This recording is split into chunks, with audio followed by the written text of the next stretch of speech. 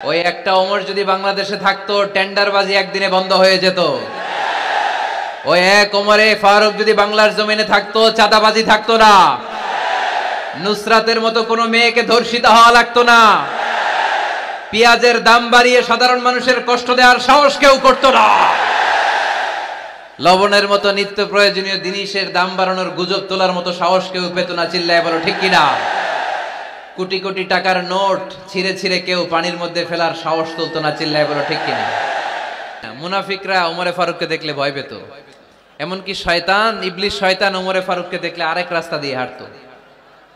আল্লাহ রাসূল বলতেন, মা সালাকা শাইতান সালিকান ফাজ্জান ইল্লা সালাকা ফাজ্জান গায়রা ফাজ্জিক। ওমর, শয়তান যদি তোমাকে এই রাস্তা দিয়ে আসতে দেখে, শয়তান এই রাস্তা রেখে দিয়ে আরেক রাস্তা দিয়ে হাঁটে।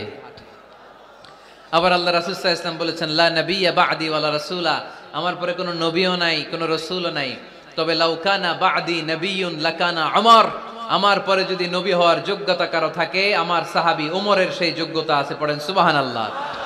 প্রভু তুমি বলেছো রাসূল দেবে না, বলনি দেবে না ওমর, বলনি দেবে না হামজা তারি, খালিদ বিজয় সমর।